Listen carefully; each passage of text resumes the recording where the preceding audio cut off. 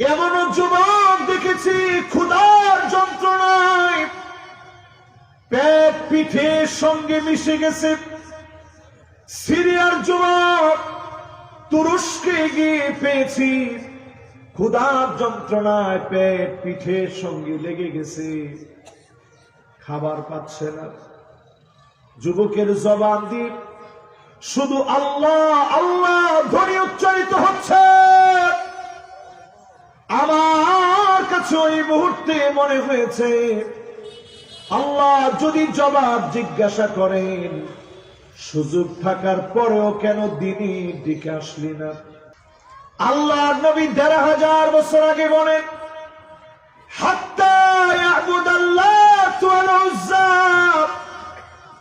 এমন সময় মুসলমান দেখবে মূর্তির সামনে যাবে, মূর্তি পূজায় লিপ্ত হবে, গান বাজনা শরীক হয়ে যাবে, নাচানাচি গান বাজনা করবে।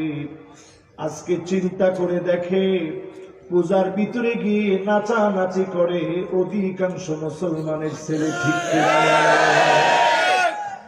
কত নাচা নাচলেন এবারে পূজায়? রেজাল্ট হিসাবে তারা দিয়েছে আমার অ্যাডভোকেট সাইফুল ইসলাম আরিফের মতো গর্বিত সন্তানের জীবন তারা কেড়ে নিয়েছে, ঠিক কিনা বলে? মাশাআল্লাহ। এই যে চিন্তা করেন, এই যুবকের কথা আপনি ফেলে দিতে পারবেন? এই যুবক তার হৃদয়ের স্পিরিট থেকে কথাটা বলছে। আজকে সেই দিকে যাচ্ছে পৃথিবী।